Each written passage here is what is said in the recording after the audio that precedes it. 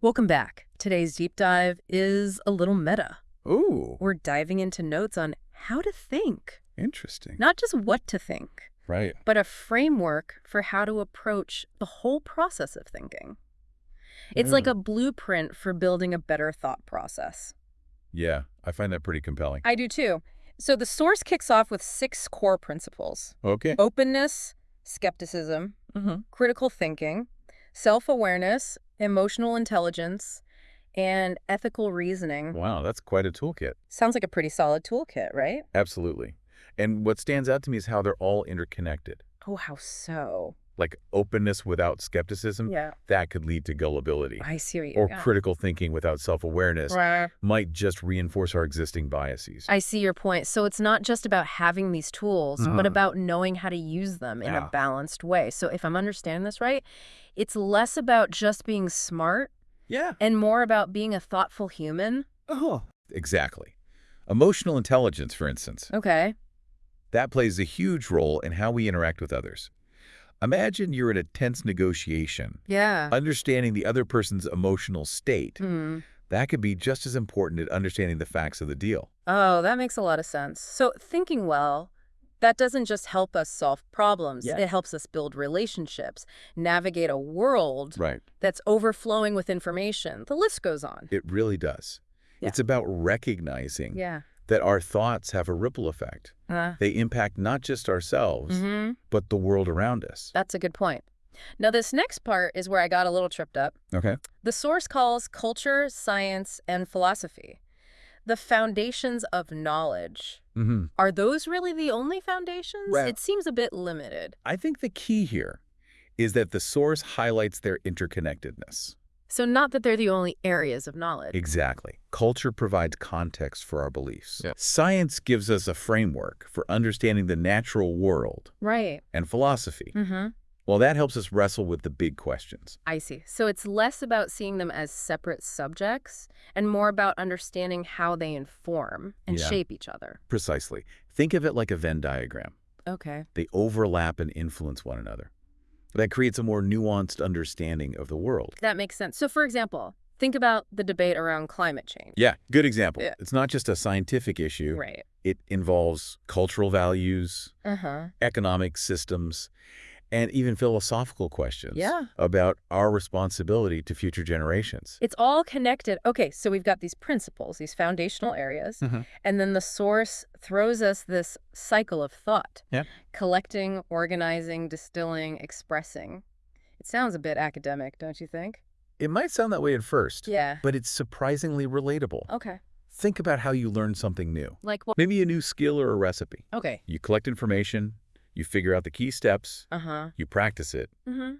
and then maybe you share what you've learned with someone else. That's true. So that's the cycle in action. Exactly. So it's not just about passively absorbing information.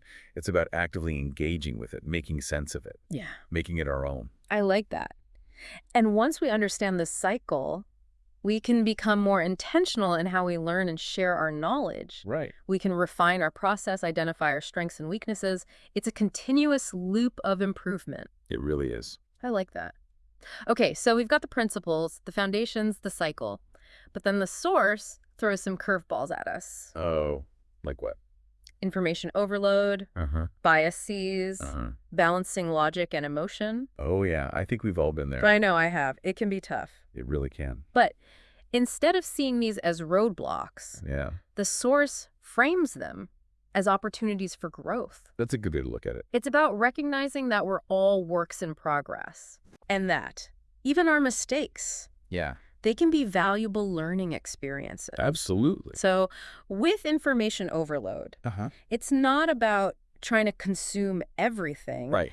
but being more selective Yeah. in what we choose to focus on. Exactly. And it's also about cultivating a healthy skepticism, Yeah. not just accepting everything we read or hear Uh-huh. at face value, but pausing to consider the source, Right. the evidence, and any potential biases at play. That's a good point. Which brings us to the challenge of biases. Oh, yeah, those sneaky mental shortcuts that can cloud our judgment It happens to the best of us. without us even realizing it. Exactly. So how do we even begin to address that? Well, the source suggests seeking out diverse perspectives, Oh, okay. especially those that challenge our own assumptions. That's interesting. It's about stepping outside our echo chambers Yeah. and actively engaging with viewpoints that might make us uncomfortable. I can see how that would be valuable. That sounds challenging. It can be. But also incredibly valuable. I mean, how can we truly understand an issue if we're only hearing one side of the story? You can't. And it's not just about fairness or being politically correct. Right. It's about getting a more complete and accurate picture of reality. I like that.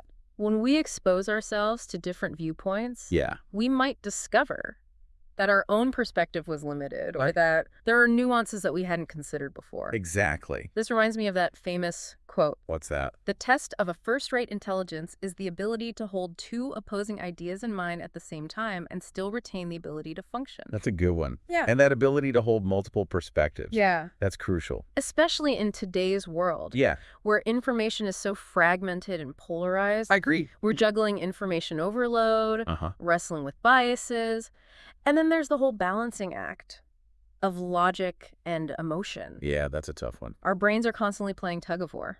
It really is a delicate dance, but the source makes a really important point. Okay, what's that? Logic and emotion. Yeah.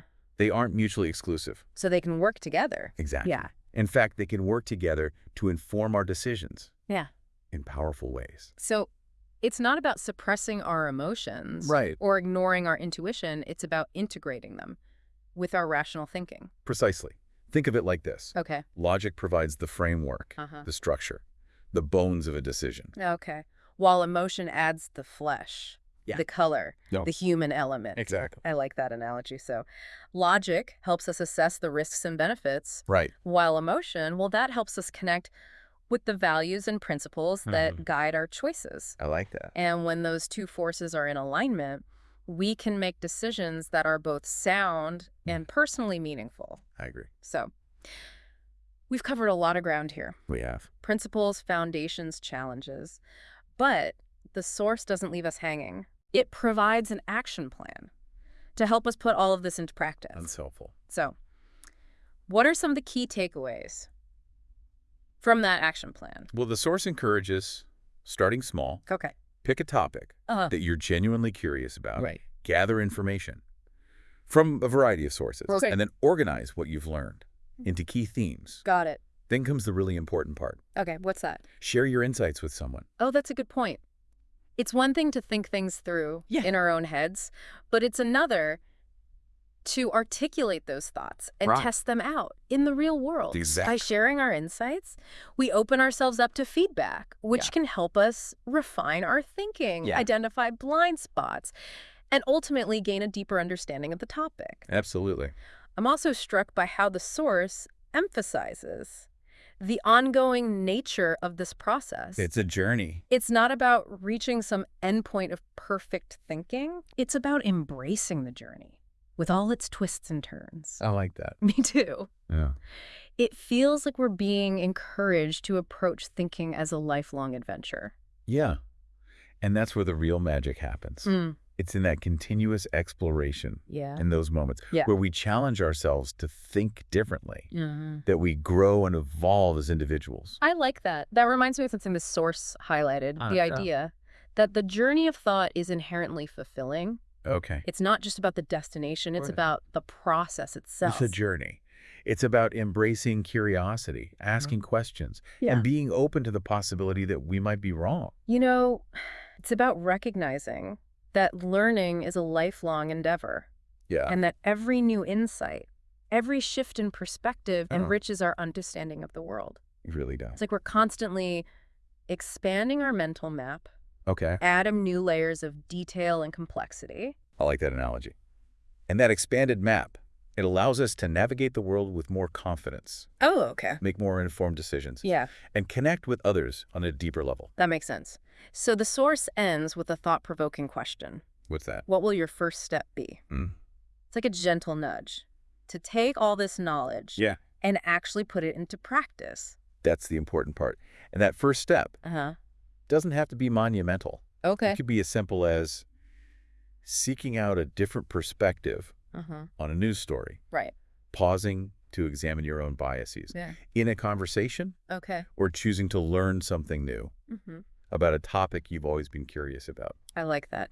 The key is to simply start to take that first step, and then another, and another. Keep going. It's about building that habit of thoughtful engagement, of actively seeking out knowledge. Right. And challenging ourselves to think critically. And we don't have to do it alone. That's true. There's a whole community out there of fellow learners and thinkers, all grappling with these same questions and challenges. We're all in this together. Connect with them. Share your insights. And learn from their experiences. That's a great point. Like we're all on this journey together, each of us contributing to a collective tapestry of understanding. That's a beautiful way to put it. And that's what makes this journey so exciting and rewarding. Absolutely. It's a journey of discovery, of growth, and of connection. And it's a journey that's open to everyone. I agree. So as we wrap up this deep dive into how to think, we invite you to join us on this ongoing adventure of thought. That's a good one. Embrace the challenge, savor the journey, and discover the incredible power of your own mind. Well said. Thanks for diving in with us. We'll see you next time for another deep dive into a new and fascinating topic. Sounds good.